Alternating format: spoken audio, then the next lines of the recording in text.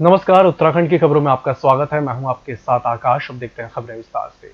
पौड़ी जनपद की चौबट्टा खाल विधानसभा के अंतर्गत डबरा मजगांव की 55 वर्षीय महिला गोदाम्बरी देवी को आज दोपहर गुलदार ने घात लगाकर हमला कर मार डाला। बताया जा रहा है कि महिला उस वक्त घर के पास ही खेत में काम कर रही थी कि तभी गुलदार ने उस पर अचानक हमला बोल दिया और उसे जान से मार डाला। ग्रामीण इस वक्त शव को कब्जे में लेकर सरकार से मुआवजा और मृतक के परिवार के एक सदस्य को सरकारी नौकरी देने की मांग को लेकर प्रदर्शन कर रहे हैं। उनका कहना है कि गुलदार को तत्काल नरभक्षी घोषित कर मार डाला जाना चाहिए, जिससे उसकी जान की सुरक्षा हो सके। हमारे क्षेत्र में आज एक बेहद दुखद घटना, भयभीत कर देने वाली घटना घटी है। पोखड़ा ब्लॉक के डबरा गांव, तहसील चौबट्टा खाल के अंतर्गत ये गांव आता है। यहाँ पे ग्रामीण महिला श्रीमती गोदाम्बरी देवी अपने घर के पास ही खेत में काम कर रही थी, जहाँ पे कि घात लगाए हुए बाघ ने उन पे हमला किया और उनको घसीटते हुए काफ़ी नीचे झाड़ियों में ले गया और उनकी वहीं पे जान चली गई, जिससे कि पूरे क्षेत्र में दहशत का माहौल है।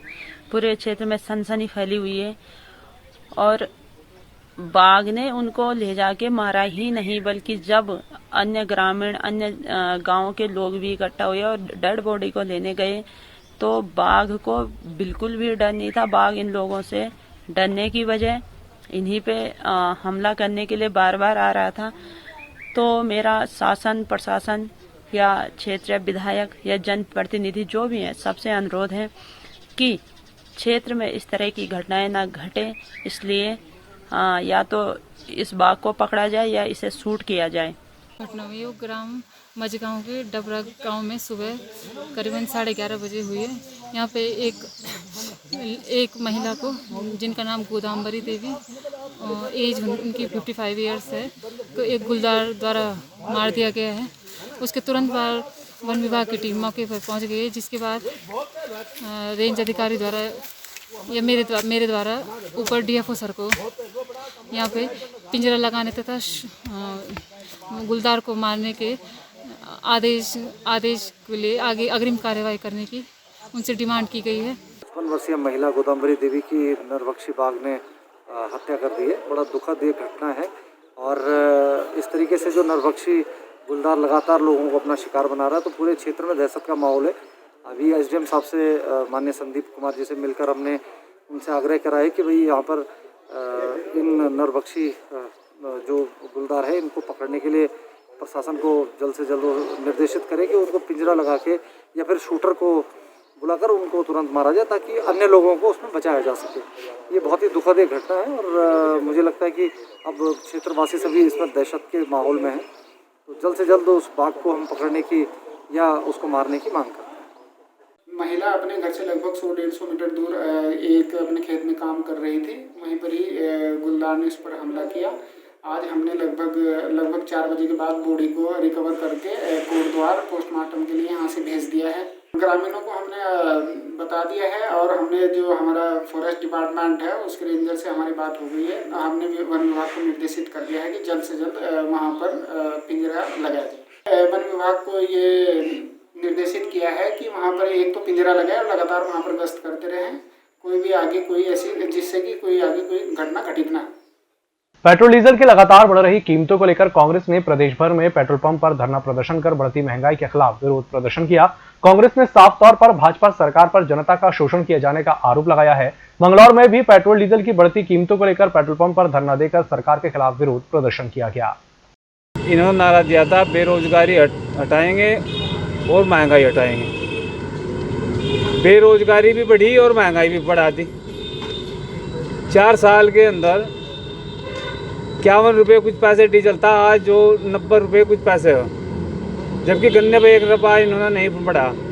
अन्य चीज़ जो रोज़मर्रा की हमारे खाने की वस्तुएं हैं, वह इतनी महंगी होगी कि आम आदमी को अपना घर चलाना मुश्किल हो रहा है। रसोई का खर्च इतना बढ़ा दिया है सरकार के काल में कि अपना आम आदमी को घर चलाना मुश्किल हो रहा है। वो डीजल पेट्रोल दाम बहुत बढ़ गए, उसकी वजह से आम जनता बहुत फर्क पड़ा है। ट्रांसपोर्ट के दाम देख लो, किसी भी चीज़ के दाम देख लो, बहुत बढ़ चुके हैं और जनता इनसे त्राही कर रही है, लेकिन सरकार पर कोई फर्क नहीं पड़ रहा। इसकी जनता त्रस्त है सब और अधिकारी लोग सब मस्त हैं। तो हमारी मांग यही है कि पेट्रोल डीजल दाम बहुत कम हो, जिससे कि आम जनता को सुकून मिले और जो रोज़मर्रा की चीज़ें हैं उस पर भी रेट कम हो, थोड़ा सा सरकार को, थोड़ा सा हमारी जनता को आराम मिले। कोरोना काल में लगातार पेट्रोलियम और खाद्य पदार्थों के दामों में इजाफा हो रहा है। स्थिति ये हो गई है कि अब पेट्रोल डीजल के दाम आसमान छू रहे हैं, जिसको लेकर प्रदेश कांग्रेस कमेटी के निर्देश पर आज गोलापार ब्लॉक कांग्रेस के अध्यक्ष नीरज रैखवाल, कांग्रेस एससी विभाग के जिला अध्यक्ष इंद्रपाल आर्य के संयुक्त नेतृत्व में दर्जनों कांग्रेसियों ने गोलापार स्थित पेट्रोल पंप पर केंद्र और राज्य सरकार के खिलाफ मोर्चा खोलते हुए धरना दिया।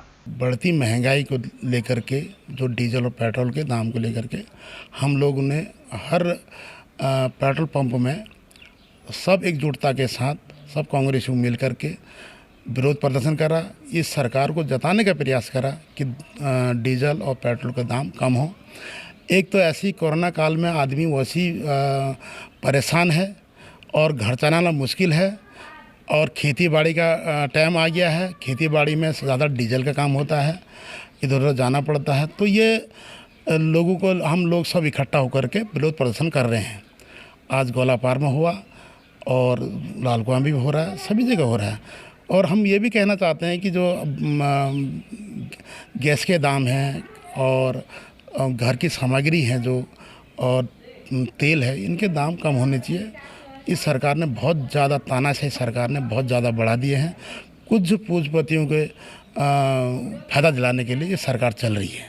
अति बड़ा मुद्दा है ये, आम जनमानस के लिए मुद्दा है। हर जनमानस, जनता परेशान हो चुकी है इतनी महंगाई को झेल के। जो 70 साल में जो कांग्रेस सरकार जो नाम लेते थे, उन्होंने इतने दाम नहीं किए। उन्होंने 7 साल में इतने दुगने से तिगुने दाम बढ़ा दिए।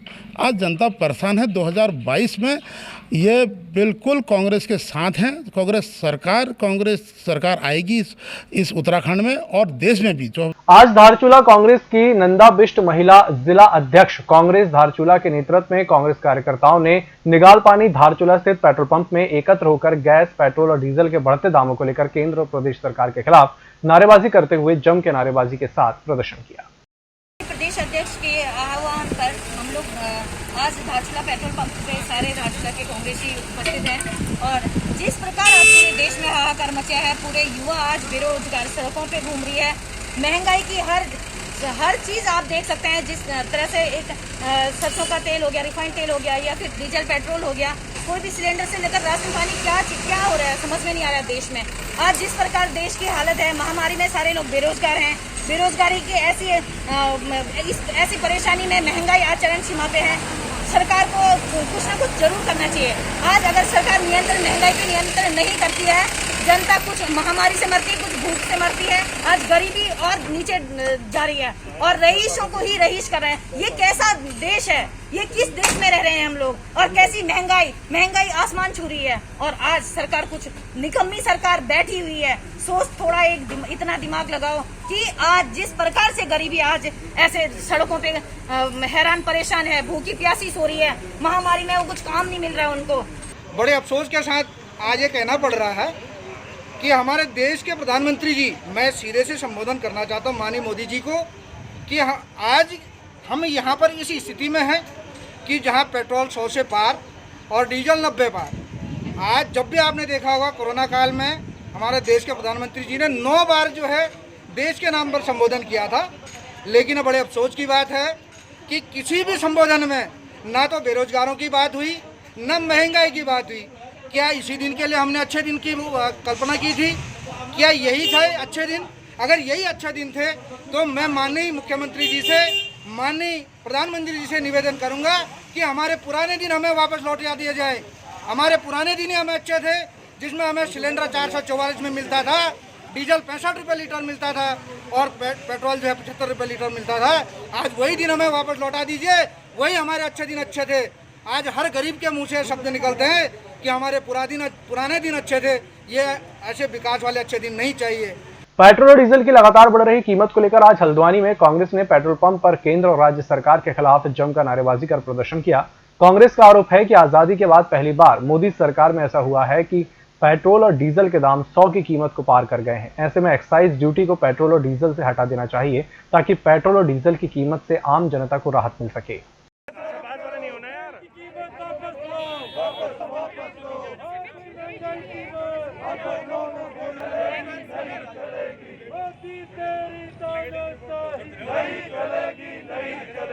पेट्रोल डीजल के दाम 100 पार हो गए।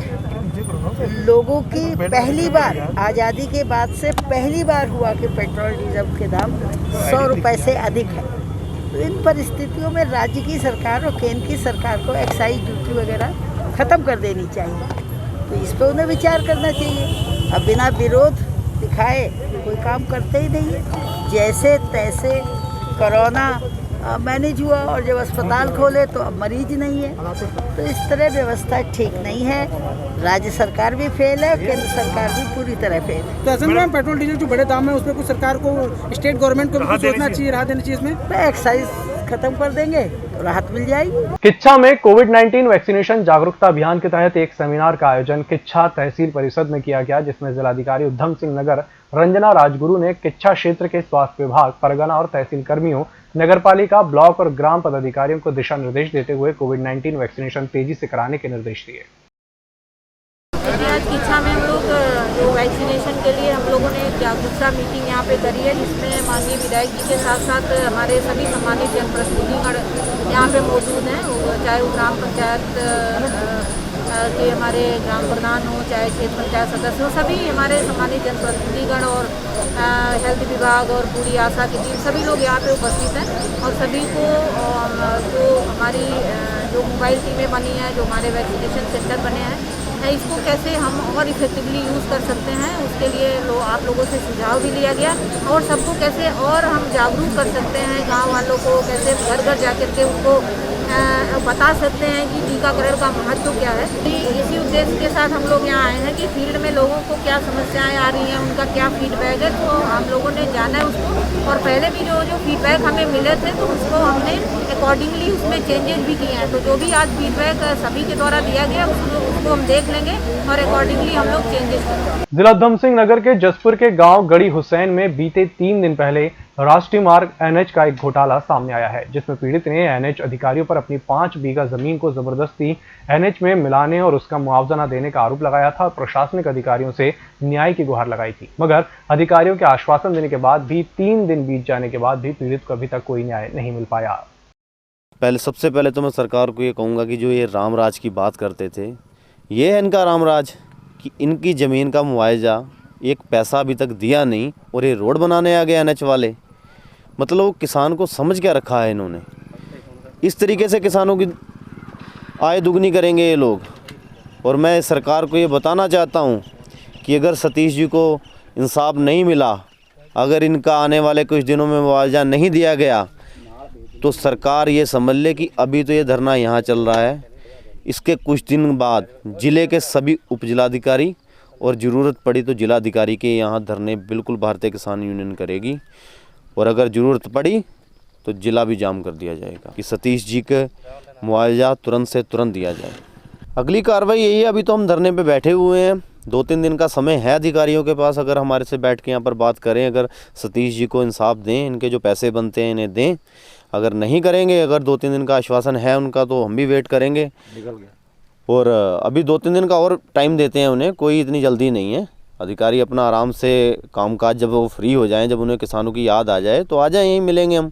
अगर 2-3 दिन के बाद नहीं हुआ तो इस आंदोलन को फिर हम लंबा चलाएंगे और ऐसे फ्रंट धरने के जगह जगह खुलेंगे ज़िले में। ये सरकार अपना खुद हिसाब लगा ले। द्वारिखाल विकासखंड के सतपुली पाटली नैनी मोटर मार्ग पर मैक्स दुर्घटनाग्रस्त होने से उस पर सवार एक बच्चे की मौत हो गई, जबकि 7 लोग घायल हैं।